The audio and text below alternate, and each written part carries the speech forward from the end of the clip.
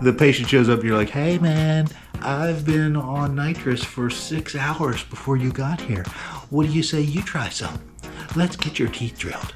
What do you think? In Maryland, people want all the gas. So if you were to push this down really tight and take away the air gap that's around here, the suction doesn't know. The suction is going to pull the gas that's in the mask. It's going to open that valve and take away the gas that the patient's trying to breathe, and the bag's going to go flat. That won't work. The patient won't feel anything. See the little disc is opening up? Hi, it's MedGas Mark. If you stay to the end, I'll show you exactly how to test your breathing circuit for leaks and your bag.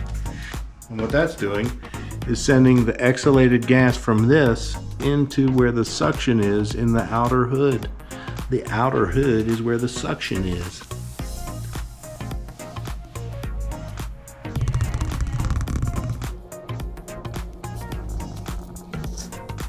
You see that the inner mask touches all the way around, but the outer hood has an air gap around my nose. You don't just jam it in there like this. Oh, hey, guess what? That's not gonna do it, pal. We're gonna snap them in place.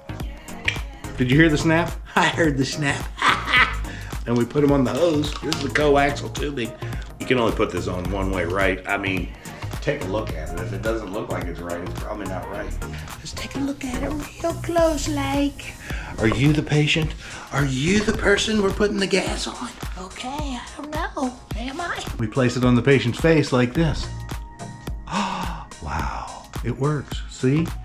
So now I've got an air gap between the inner mask and the outer hood, and that means that the suction can be pulling room air around the mask so that when the patient breathes out through their nose, that little disc on the inner mask opens and lets the exhalated gas go out into the room. No, not the room. It's going out into the suction, pal. The suction. We're trying to scavenge the gas away. We don't want to get the gas unless it's a Friday and we're like, Hey, breathe directly into my mouth. Hi, patients. How are you? it's not working because there's no gas flowing, Mark. What are you doing? There's nothing flowing. When we place this on the patient's face, we want to make sure that that thing is clicked in on both sides. Click, click. And we also want to make sure that that little disc is in place, because if it isn't, They're not going to feel a drop. see how easily I can pull that out? Then you see one of these, it's not gonna work like that. We stretch this, we take the little stem, we push it back through. Click, you see that click? Now it's back in. It's a smooth front, boom. We're gonna place it inside the outer hood. It says adult down in there, trust me, you can't read it. And it says adult in the bottom of this, but it doesn't matter, you can't see it. It snapped over there too. What do you mean, Mark? I didn't hear any snap. I heard you go. Let's put it in 6 liters of oxygen. It's just oxygen. It's okay. See, when I breathe out, it's opening that valve and pushing the gas out into the suction area.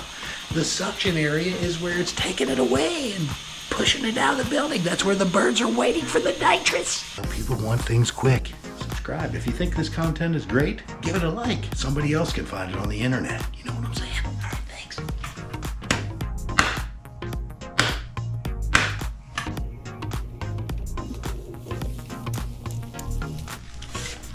So let's take a look at how can we update this breathing circuit and make it better so that it's not such a jacked up mess. These rubber goods have been around since before the dawn of time.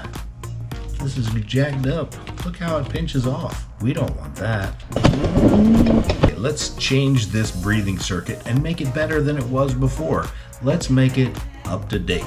This is called the fresh gas tubing, and it'll kink off like that, leaving you with no flow of gas. We're going to use the new style, fresh gas tubing. It's now autoclavable. If it looks like this and it's from Porter, it's the new autoclavable version, so now the entire Porter breathing circuit is autoclavable. Putting the 22 millimeter on the bag tee and the hose on the other side. To the Y adapter that goes to the coaxial tubing. This is called coaxial tubing from Porter. And those are couplers at the end. So just slip it on. The new setup. New bag, elbow, fresh gas tubing, coaxial tubing, and mask. we stuck around till the end, so I'm going to show you how to check your system to see if you have a leak. When the gas is pushing on the bag and making this little non-rebreathing valve, makes it flutter. It goes, ooh, and that's not what we want, but it doesn't matter. It's not hurting anything. It's just the way it is. Don't worry about it. Push the flush button.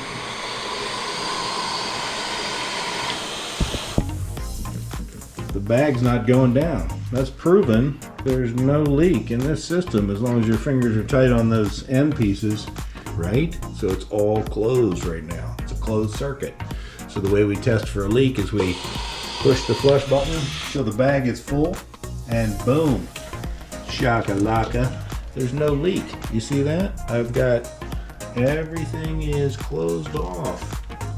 It's a sealed circuit, including the emergency air intake valve, which is here on the top of the bag tee. By holding these, you hear it come out?